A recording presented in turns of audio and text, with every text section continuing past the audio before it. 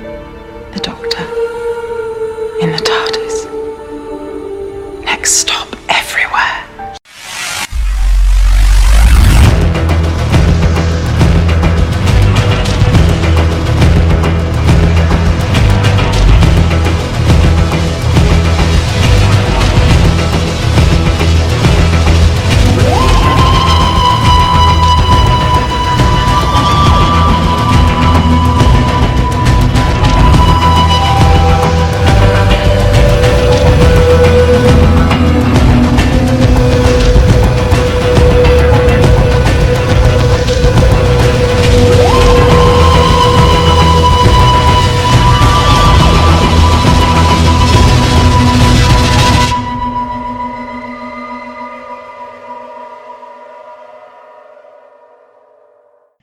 Hello again, everyone. Welcome back to Next Stop Everywhere, the Doctor Who podcast.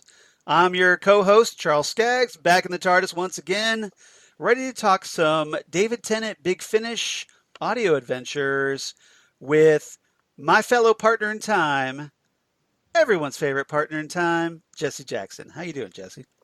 I am great, Charles. I'm excited to be back in the TARDIS with you. We're tourists this week. We are going to see the famed sunken city of Atlantis. No, wait. No, it's a different sunken city. Yeah, a different sunken city, Valarasi, as it turns out, in the 51st century, which of course gets a lot of attention in the David Tennant era, and especially because of Captain Jack Harkness, for one. Mm-hmm.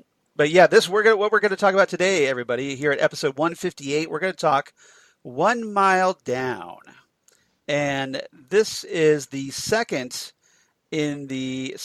audio in Big Finish Productions Doctor Who: The 10th Doctor Adventures Volume 3 set that just came out earlier this year, starring, of course, David Tennant as the 10th Doctor and Catherine Tate as Donna Noble. Yes. Looking forward to talking about this one. This story, was written by Jenny T. Colgan, who, if you're a fan of the Doctor Who novels, you probably might be familiar with her. She's written the Doctor Who novels Dark Horizons and In the Blood, if you're familiar with those novels. I am not. Yeah. I have not explored too much of the Doctor Who novels. I think one was a 10th. Yeah. One was a 10th Doctor. One was 11th Doctor, if I'm not mistaken. I haven't read those, but I know of them. And then she's also written for Big Finish Audio. She wrote for one of the previous 10th Doctor audios that we talked about here. We talked about.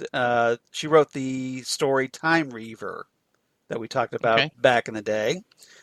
And this one was once again directed by Ken Bentley, who directed the first story, No Place, if you're that we talked about a month ago, as we're kind of working our way through this set.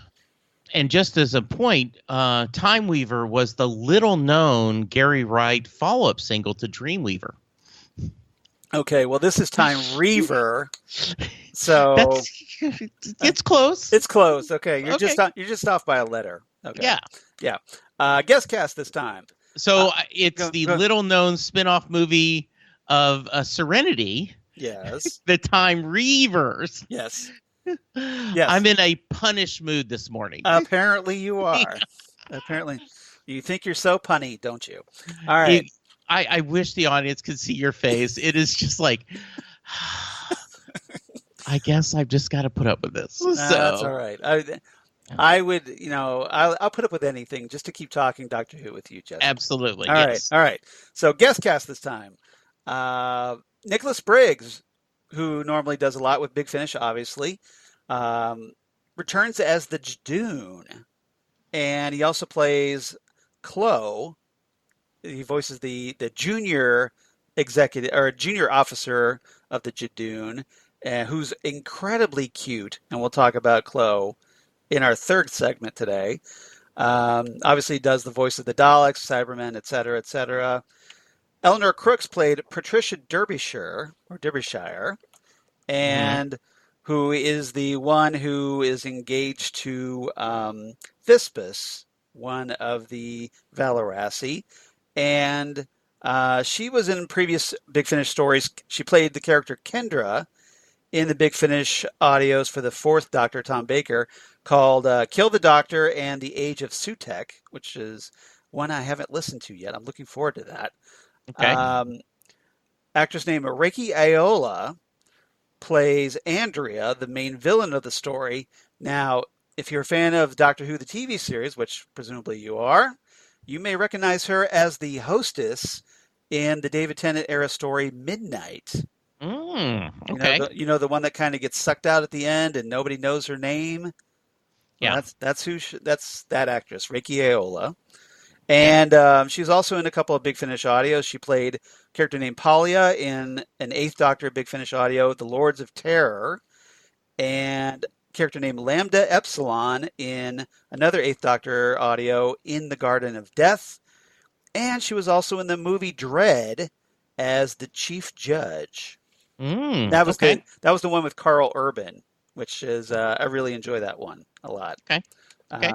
Let's see. Other actors, Christopher Naylor plays Chancellor Pickus, and he was in another Big Finish audio, a 5th Doctor one called Black Thursday, and he also played the alternative chameleon and / Chaos Soldier in another Big Finish audio for the 5th Doctor, The Chameleon Empire. And in addition, he was also in The Alienist, if you ever saw that miniseries on TV, the TNT miniseries. I really liked that one. Okay. Yeah. And he was in the 2017 version of SWAT. So, okay. I love that. Robert Whitelock played Garth / Thispus, dual role in this one. He was in the TV series. He actually appeared in a Matt Smith era episode, The Bells of St. John, as a character named Mahler. So he's been on screen as well. He also played Professor Rickett and King Magus, in a 5th Doctor audio adventure, Psychodrome. And the character is Artron / Kadron in a 8th Doctor audio adventure called Day of the Master, which I'm really looking forward to listening to once it gets released here in the States. And he was also on the TV series The Hour, which is a TV series I really love that starred Ben Whishaw, the guy who plays Q in the current James Bond films. It was aired on BBC America for a while, a couple seasons. It was like a BBC, like their version of a 60 Minutes, or it was a fictional news story, right? Yeah, set into like the late 50s, I believe. Yeah. But really good show if you ever checked out The Hour. No, I have not, but that sounds good. Great drama. Okay. All right. So before we get into our main topics today, I want to get your Jesse. I want to get your thoughts about what you thought about this story, and especially compared to our previous Big Finish audio, No Place. So last episode, we talked about that this was. I didn't think it was much of a story, but it was just good to get spending back time with the Doctor, Donna, and Donna's mom and grandpa. Right. The 4 of them interacting made it a lot of fun. Thought it was light on story, but it was okay. I thought this one was a better story. I found it easy to follow, and I also there are 2 kinds of stories where the plot twist surprised the heck out of you. Right. And then the other time is you see where the story is going and the characters don't, and you have this sense of dread. Of course, I would make the argument the Doctor did know what was coming, but with the exception of the Doctor. So were you screaming at the characters going, no, don't. Yeah. Yeah. This episode, okay, way back since the Titanic, this ship can't sink. Anytime a corporate person says, "What? This dome can't break," right? We can't have a leak. You're just sitting there going, "Bad idea, bad idea." It's like saying, "I'll be back" in a horror film. Yeah. You don't. Or you don't do that. I'm 3 days to retirement. Yeah. Exactly. I really, really, I like this episode. How about you? Yeah, I like this one a lot better than No Place. The Jadoon were used very effectively here, for a little bit of humor, and it works rather well to balance the drama of everything going to hell in a handbasket in the story. And it was a much more balanced. I mean, maybe it's just because it's a more traditional Doctor Who story, but it felt more balanced and draws you right in. It's a typical adventure of like, hey, the Doctor and his companion go to this planet, and everything goes to hell, and the Doctor has to try to help save the day. Yeah, and it is a very typical episode where, Don and the Doctor decide to go visit someplace. Right. When we get to that topic, I've got some things to share about that. But it was really good. And so, yeah, I think this was well done. I would have been glad. I would have liked to see it on. I always as an actual episode in canon or on the TV. I know Big Finish is canon, but the actual proper. And I would have liked to see this one. I think it would have been interesting. So yeah, I was very happy. Yeah, this is one story that I agree with you. I think that could be easily adapted for TV. Yeah. Maybe with have to try to give it a little bit of budget to really make it work. But yeah, it was one that you could easily visualize being a TV story. All right. So let's get into our main topics. So topic number 1, I want to talk about the 10th Doctor, obviously, because, hey, he's the star of the show. And I also want to group Chancellor Pickus and our villain of the story, Andrea, who, of course, works for the Intergalactic Trust. And the reason I group these two together, because obviously they end up toward the end, kind of, to about halfway through the story, they kind of get grouped together. And everything kind of centers around these characters as far as what happens behind what's going on, the real reasons for why the dome ends up breaking and coming apart, and I thought it was a good way to group these together. So, what is your take on?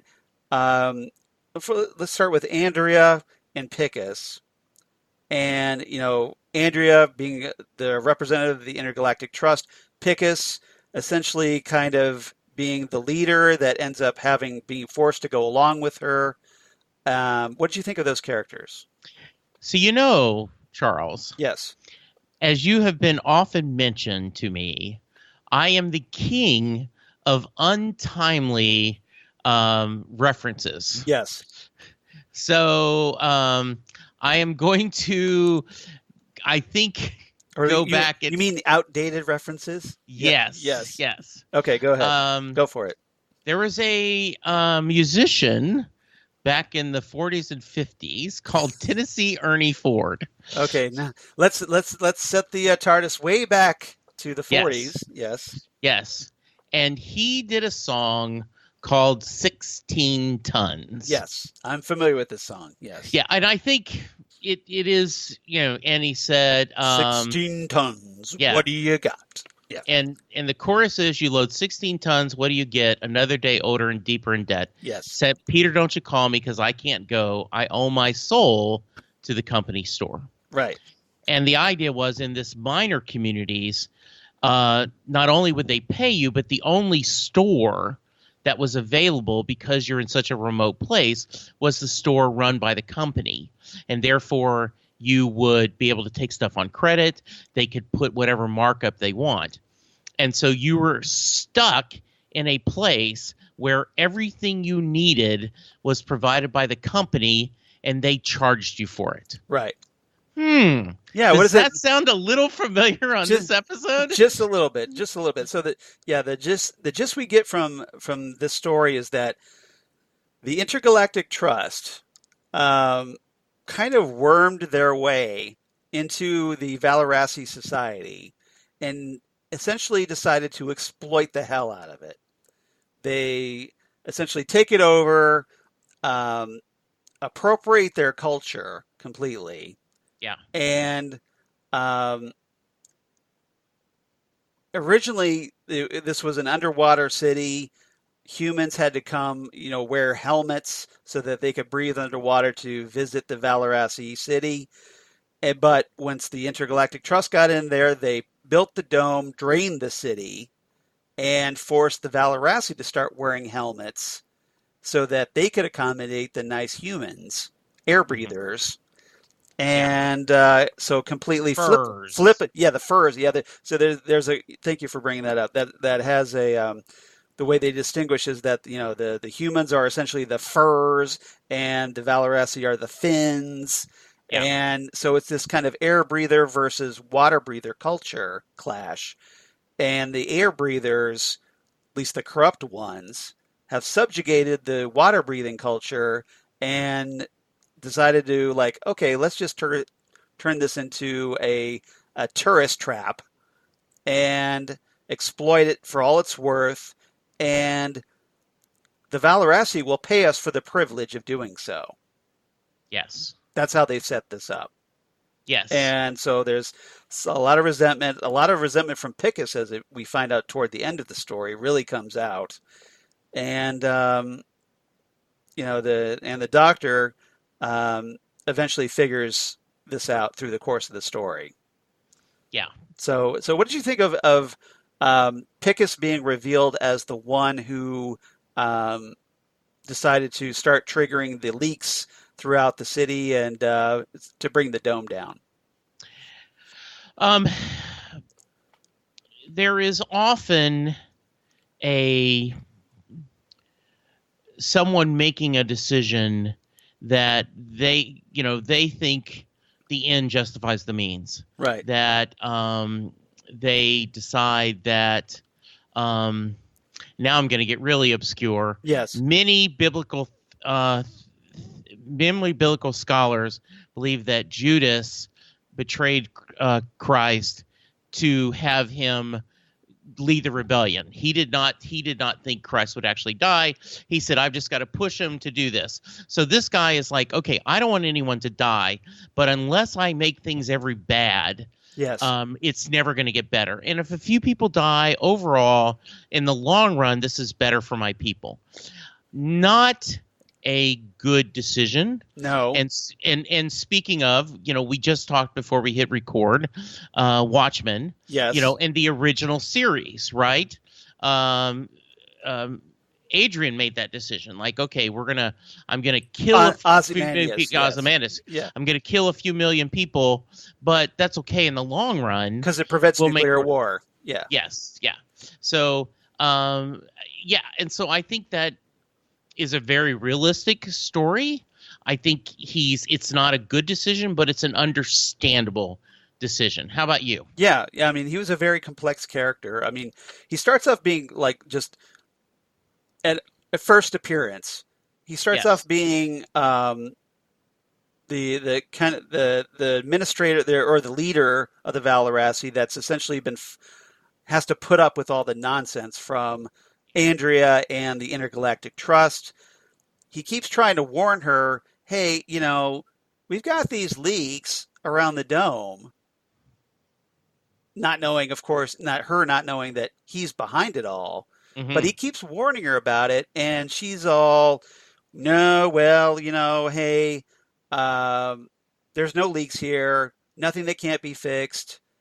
We got to keep the place running. We got to make money. And, it's, we just, as long as she basically buries her head in the sand, Andrea does, and goes, yes, just keep it running somehow. I don't want to have to deal with it. And, Pickus, meanwhile, is going, well, hey, you're having your Jadoon goon squad lock up my engineers, so how are they supposed to fix it? Yeah. So presumably Pickus knew that she would react this way. Yes. And was banking on that to carry out his plan, because if she was more proactive about it and went like, okay, yeah, get your best guys, we'll fix this, but he knew her so well and knew that she wouldn't.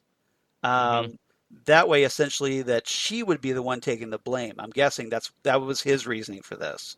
I think you're exactly right. I mean, I thought he wanted to, he figured, I'm going to get this. I'm going to get my people back and do this. But it's just not very smart. Right. It wasn't very smart at all. No. And lest everybody forget that we're talking about the Doctor as well. The Doctor, once the leaks start happening, everything starts going to hell. He gets separated from Donna and ends up going to be, essentially his plan is like, okay, I'll get myself captured so I can talk to the people behind this and figure out what's going on. Yes. And so he eventually does, after being incarcerated for a little bit, gets freed by Chloe, and ultimately works his way into Andrea's office. Yes. And once he starts piecing things together about what's really going on here, understandably, the Doctor is outraged. Oh, absolutely. And the fact that Andrea, he's obviously not impressed by Andrea's callousness and just sheer exploitation of the Valarasi, because we find that we were told earlier in the story that he had previously visited Valarasi when it was an underwater city, and he's horrified by how the city has been exploited since when he returns with Donna. Yes. So he's already pissed off at this point. And he starts getting a little panicked for the Doctor. He doesn't see an easy solution about how to save all the air breathers when the water is rushing in. And he's Donna, he keeps talking with Donna via phone, and he's struggling very hard to come up with a plan, but nothing's coming to mind. And Donna keeps pressuring me, hey, you better figure this out because otherwise we're all going to drown. And it was kind of interesting to see him a little nervous about it. That he wasn't the guy, the smartest guy in the room, able to figure everything out. So I really liked. First off, I thought he was very. I don't know if snarky is the right word. Yeah. But he was.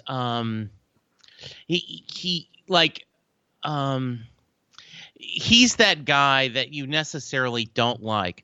Oh, this was so much better in my day. Right. Oh, back when I originally saw this was so much better, and it's like... He's kind of being a Debbie Downer to Donna's trip. Yes, he is. So much, a Debbie Downer. Yeah, and Downer. And Donna keeps telling everybody, oh, he's just in a mood today. Yeah, exactly. And so I thought it was very cool. The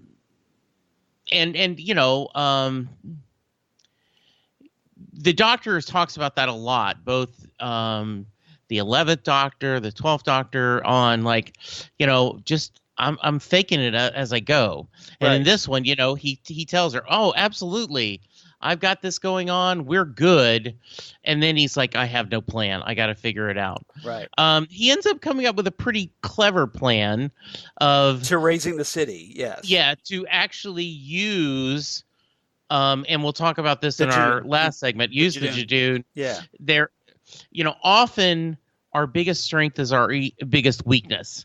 And so he manipulates their strength/weakness to save the day. So yeah, I like this a lot. Yeah. Love the Doctor and Donna as always together. They're so much fun together, and I'm a recent convert on the greatness of Donna. So it is good to see them back, and he is really good in this. Yeah, I totally agree. So that's that's actually a great transition for our second topic. So well done. Oh, thank you. So let's talk about in our second topic. Let's talk about Donna, and also let's talk about Patricia Thespis, her fiance, her Valarasi fiance, and Garth, the racist, who is essentially there and hates the idea of the Valarasi and Yes. keeps making snide comments. Donna is not at all impressed with him, but she ends up getting stuck with him because of the chaotic events in the streets and whatnot. So what did you take on these four characters in the story? So I really liked the way they did this. Is she kept calling him racist, but ultimately, he started doing the right thing. Right. And in the end, it became. You mean like when they were trying to get the people on the dome sled? Yes. Try to get as many people on there as possible to rescue them. So I liked like even the racist guy pitched in. Yeah. And I don't know if he was totally redeemed, but I think he at least started thinking things differently. Right. I assume that, and I may be stealing one of your quotes, Go ahead. Donna in her plastic shoes.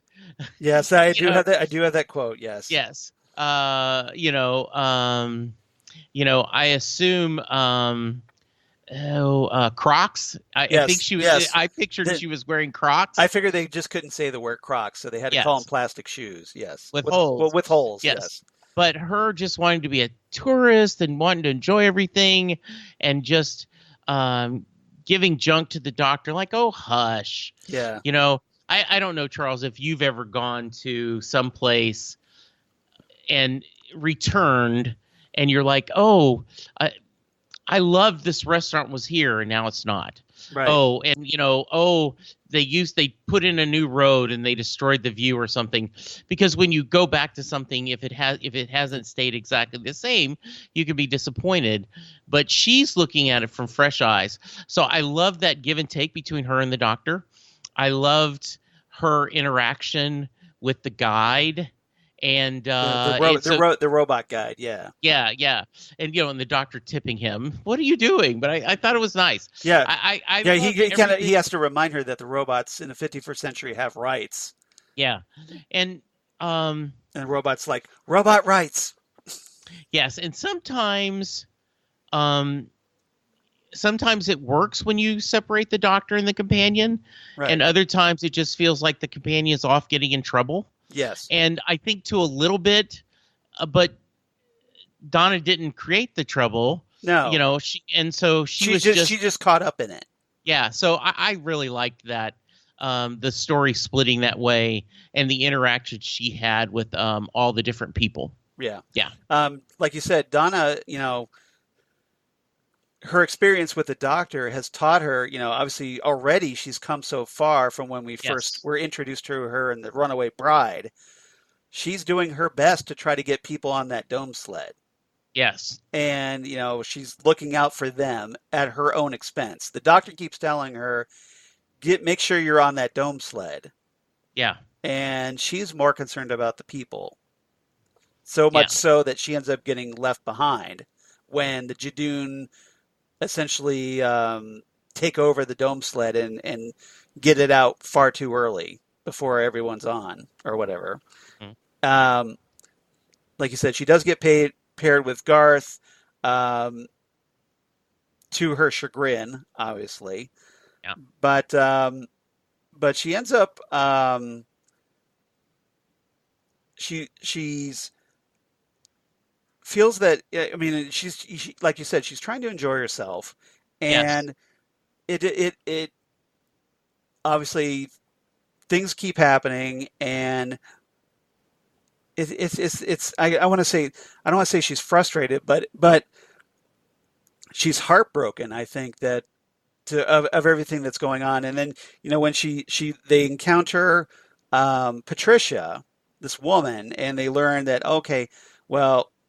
she's this woman that is engaged to a Valarasi, her fiance, Thispas, and she's an air breather.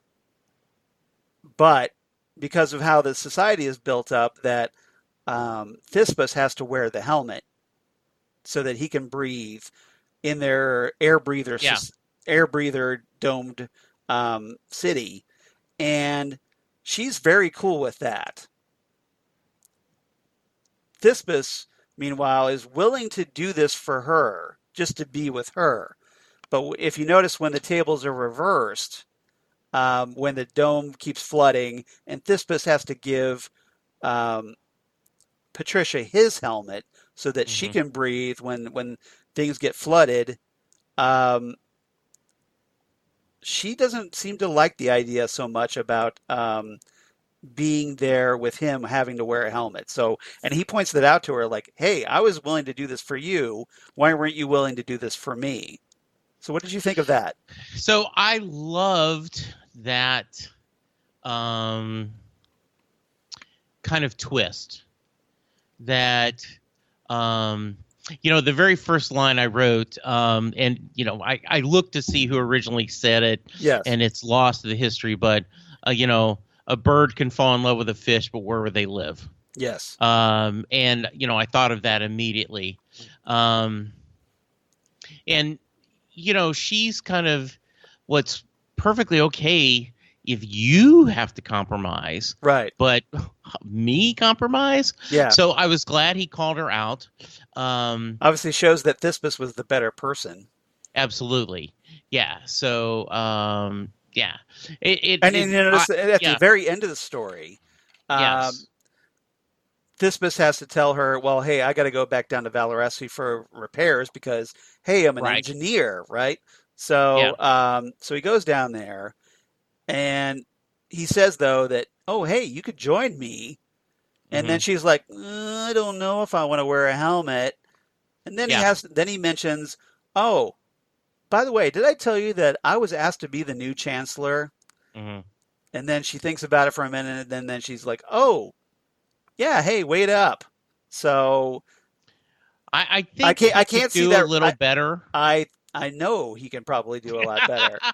But but yeah, I don't see that relationship lasting at all. I don't think so either. Yes. But it was interesting, though. It's like, obviously Patricia is a lot more superficial than Thespis deserves, I think. I agree. All right. Anything else about these characters before we move on? I can't think of anything. All right. All right. So let's move on to topic number 3. And this should be a fun topic. Clo and the Judoon. So as the Doctor makes a reference, we have a Judoon platoon of the Lagoon. But I'll save the full quote for that later. Yeah. But so what did you make of Clo, the junior Judoon, who saves the day and makes a pretty impressive amount of arrests, and the other Judoon essentially being Andrea's I want to say hired goon squad. So the Judoon, first off, there was a very early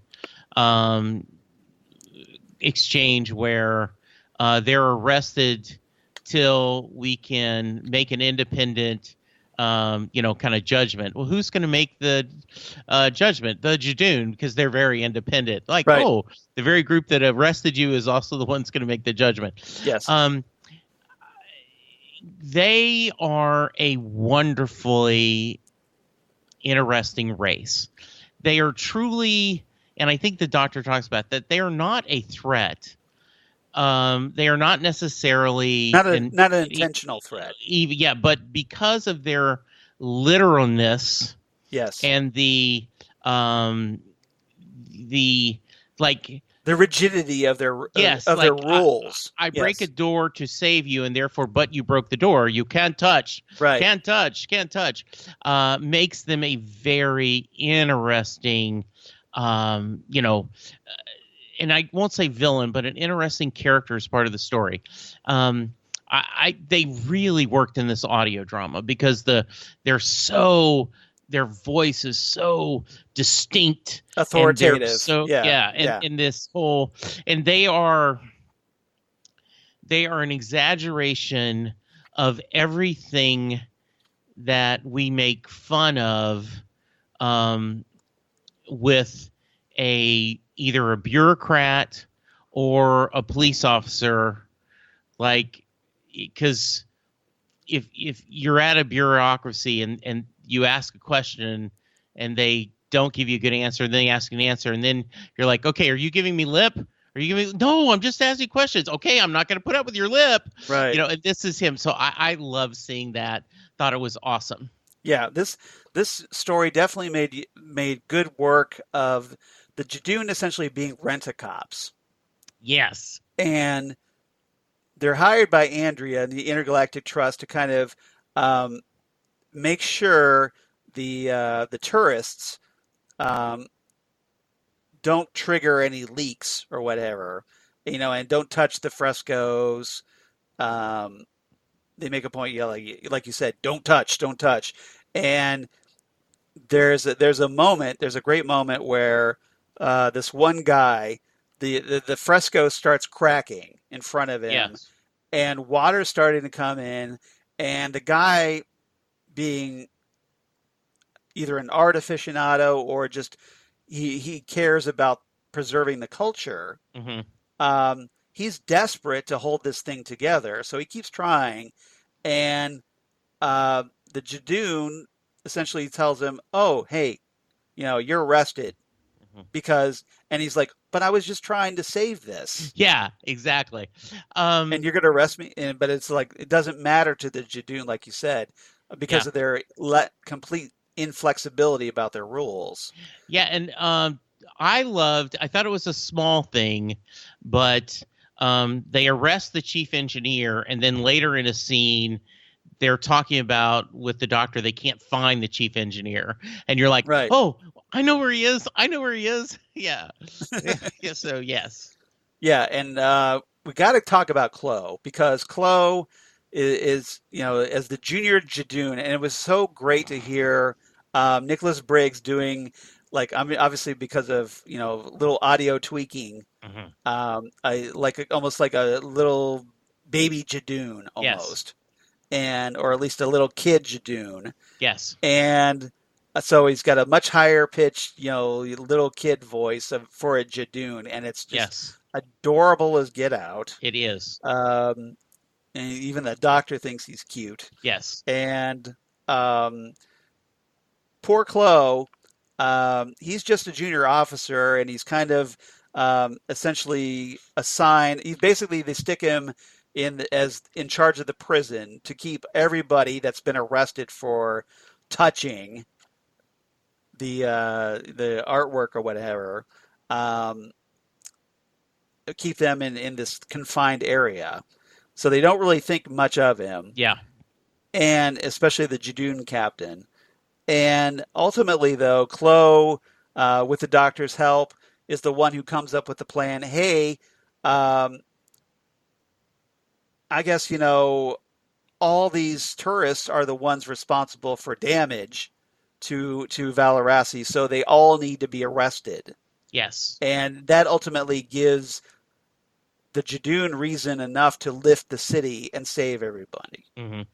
So he's the one, and so Klo ultimately gets this. He's rewarded for it. He gets basically 4 times his normal arrest quota or something. Yeah. I forget what it was, but and he made and the Judoon captain is impressed. He's like, oh, you made 22,301 judgments, and his arrest quota was exceeded by 400%. That was it, and so looks like Klo's going to get promoted to, I guess, a full officer or something, and he gets rewarded for disobeying and helping the doctor, or at least letting the doctor do what he wants. Yes. What did you think of Klo? I loved him. I loved his great character. Great character. I want to see him on TV. Yeah. Yeah, I'd love to see him in another adventure. The kind of it is just this whole idea of being young and kind of impressionable and doing the right things made it a lot of fun. Yeah, I agree. Yeah. And the Doctor kind of takes advantage of his youth and inexperience to get himself freed and to essentially kind of walk away and take the opportunity to examine the dome. Yeah, I agree. With Thespis. Yes. And to get some much needed information. But yeah, Klo essentially becomes an ally of the Doctor. Yes. And it was great. And I thought I want to see more of the Doctor and Klo together. I think they made a great pairing. I agree. I think they would too. Good. Okay.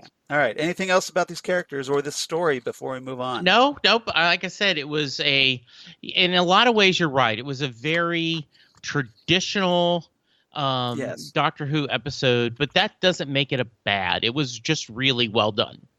Right. Good. Yeah.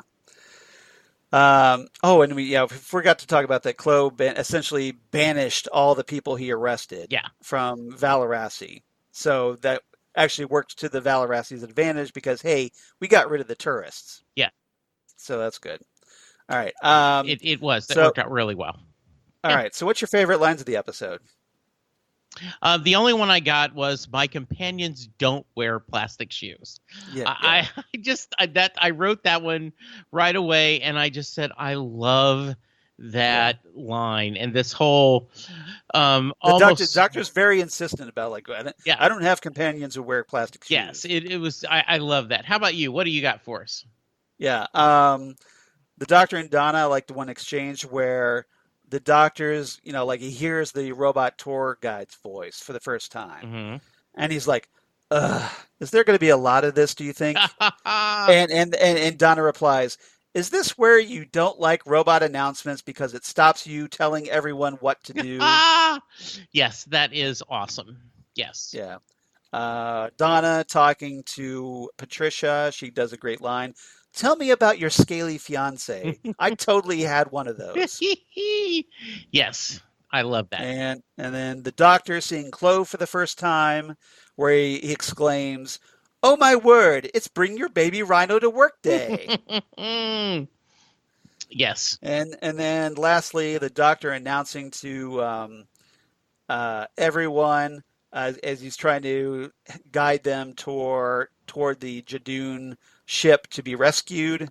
He makes the announcement, "This is the Doctor. On behalf of the Judoon platoon of the Lagoon, I'd like to apologize for the premature and rather soggy termination of your holiday. Oh, and your arrest. If you'd like to swim toward the safety ramp, climb on and follow the Judoon onto their ship. We'll give everyone a towel." Good. So I enjoy that quite a bit. So what's your rating for this one? So I actually thought this one was pretty good. I'm going to give it 8.5, leaking puddles. How about you? Nice. We're in sync. I give it 8.5 junior Judoons. Nice. In honor of Klo. Good. Who's like my new favorite character on Doctor Who. Yeah, there's a lot to be said for that. They got to bring Klo back. I'm sorry. Absolutely. That's too great of a character to not do anything more with. All right, so reverse the polarity this time. Very nice. So in honor of this sunken underwater city theme, we're gonna go all the way back to 1967, the Patrick Troughton era, for the Underwater Menace. This was the fifth serial of season 4 in 1960. Yep. Fifth serial of season 4 in 1967, written by Jeffrey Orm, in which the second Doctor, Polly, Ben, and Jamie McCrimmon arrive on a deserted volcanic island, but are captured by the survivors of Atlantis. Their high priest Lolum decides to sacrifice them to the great god Amdo. The Doctor is given a meal and realizes that it must have been prepared by Professor Zaroff, a missing scientist who is presumed dead. The Doctor sends Zaroff a note, which results in them being saved just in time by Zaroff, a renegade scientist from the surface world who developed the technologies the Atlanteans used to refine their food. Zaroff plans to raise Atlantis from the sea and aims to do it with the help of the Doctor and his companions. Polly, meanwhile, is taken for conversion surgery into a fish person. So we have fish people. And just like in this story, while Ben and Jamie are taken to work in a mine. When the Doctor finds out Zaroff's plans for Polly, he cuts off the power, which gives her time to escape with the help of a servant girl named Era. Zaroff tells the Doctor that he plans to drain the sea so Atlantis can come back to the surface. The Doctor realizes this will destroy Earth and escapes to find a solution and look for his companions. In the mine, Ben and Jamie escape with 2 shipwrecked sailors, Sean and Jacko, leading them to the Temple of Amdo, where Polly is. The Doctor decides to cause a revolution and comes up with a plan to kidnap Zaroff and convince the fish people to create a food shortage, which succeeds. They take Zaroff to the temple, but Zaroff fakes a seizure and takes Polly as a hostage. Jamie, Sean, and Jacko rescue Polly, but Zaroff escapes, goes straight to Thaus, king of Atlantis. Thaus realizes that Zaroff is cuckoo for Cocoa Puffs and orders him to stop his plans, but Zaroff shoots Thaus and his royal protectors. With Zaroff out of sight, the Doctor finds Thaus bleeding but alive and plans to stop Zaroff by sinking Atlantis even further so the reactor and Zaroff's laboratory can be destroyed. The Doctor and Ben cause a radiation leak to put their plan in action, while Sean and Jacko warn the Atlanteans to get to a higher level. The walls of Atlantis start to crumble, but Polly and Jamie are able to find a way out of the surface. Good. When the Doctor and Ben find Zaroff, he's determined to not let anything stop him, and he makes this great quote: "Nothing in the world can stop me now, even the flooding." So they trick Zaroff, lock him out of his lab just in time, but he refuses to give up, resulting in his death by drowning. The Doctor and Ben reach the surface where they reunite with Jamie and Polly. Knowing that many will have survived the crisis, the Doctor and his companions flee in the TARDIS. Yes. So if you enjoyed this story, The 1 Mile Down, I definitely recommend The Underwater Menace. Okay, nice. All right. We don't have any listener feedback this time. Aww. Yeah. Sad. So our listeners are kind of dropping the ball lately. So I'm just going to put that out there. I'm going to put the blame on them for not writing in. No. Yeah. But if you'd like to write to us, and please do, we'd love to hear from you. You can drop us a line at nextstopeverywheresmg@gmail.com, at nextstopsmg on Twitter, or Facebook, Next Stop Everywhere, the Doctor Who Podcast, or on Instagram, you can reach us at Next Stop Everywhere Podcast. We'd love to hear from you, and please drop us a line because we've got some great stories coming up. And Jesse, where can they find you on the interwebs? Well, I can be found at Talking Titans with Charles on our Titan Talk podcast. We are going through the 2nd season of the DC Universe show, and it has really been a good season, so hopefully you will check that out. We also just finished a month or so ago a breakdown on the Fandom Zone about all the 2nd season of Krypton, and we will definitely be talking about Crisis on Earth with the CW Infinite Earth. Yeah, Crisis on Infinite Earth with the different CW shows. We are trying to figure out a time we can talk Watchmen.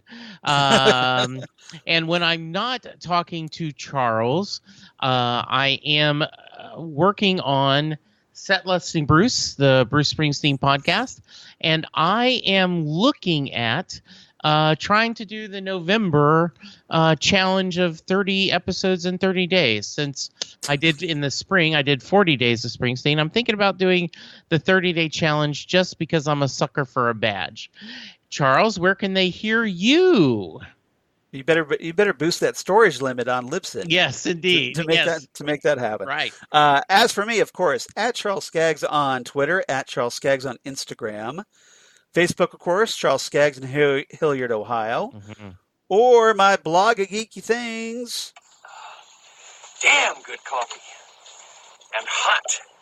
Damn good coffee and hot, where I talk about all the stuff we talk about here on Next Stop Everywhere. Doctor Who, Torchwood, the Sarah Jane Adventures, all kinds of comic book sci-fi news. News of my other podcasts I do for Southgate Media Group, including the aforementioned Titan Talk, the Titans podcast that I talk with Jesse, and the Phantom Zone podcast that I also do with Jesse when we're doing those, and Ghostwood, the Twin Peaks podcast that I do with Zan Sprouse, wife of comic book artist Chris Sprouse, who you may be listening to here soon. I'll talk about that here in a minute. Ooh.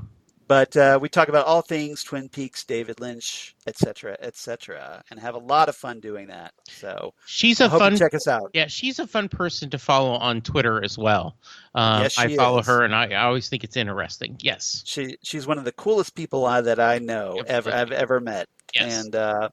And so yeah, please check us out there. That's it. We have a ball. Yeah. So everybody, so if next time on Next Stop Everywhere, speaking of which, Zan Sprouse is going to be joining me here in the TARDIS. She's returning once again as special guest companion, and we are going to talk Terror of the Autons. Ooh. Which is a John Pertwee classic, his fifth story that introduced Joe Grant, Katie Manning as Joe Grant, Richard Franklin as Captain Mike Yates, and Roger Delgado as the Master. Ooh. So Zan and I are going to be talking the first Master story, you guys, and it's going to be very cool. And hey, the return of the Autons as well. Yeah. From Spearhead from Space. So this is one I've been wanting to talk about with quite a while. And Zan was all over this. She actually requested this one. Nice. So I was more than happy to oblige her. And it's going to be a lot of fun. If you've listened to us on Ghostwood or heard us talk or heard Zan talk here on Next Stop Everywhere, you know she's a blast. And we're going to have a lot of fun. And it's going to be all kinds of pop culture references all over the place. So it's popcorn time. Grab your popcorn because it's going to be a lot of fun. Mm-hmm. All right. So Jesse, any final words before we sign off? It was great. Once again, it's always fun talking Doctor Who with you. I do say that it's been nice as a listener getting to hear you talk Doctor Who with your rotating companions. But I'm always glad you kind of taken my seat in the TARDIS and kind of put a little rope around it going, we got to save a spot for Jesse. So I appreciate that. Yes. So, we always try to save I try to, everybody, do a little FYI, I try to save the last weekend of recording for Jesse so that we can at least talk one Doctor Who story a month. Yes. And so obviously if you come back in a month, we're going to talk the third and final story from the 10th Doctor Adventures Volume 3 set and wrap that up. And then in December of 2019, Jesse's going to have the last weekend of the year. So we need to start thinking about what we're going to talk about for our last show of 2019. Is there any Christmas special we haven't talked about? Oh, there's been plenty. Well, we should do a Christmas special. But we should probably do that. Good. Yeah, great.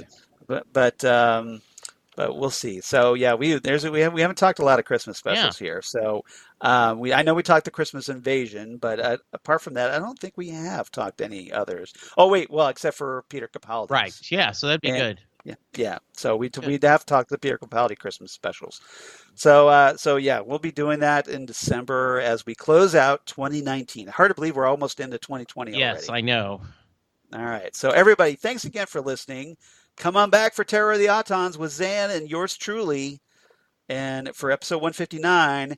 And we'll see you next time right here on Next Stop Everywhere, the Doctor Who podcast. Goodbye Goodbye, everyone. Great.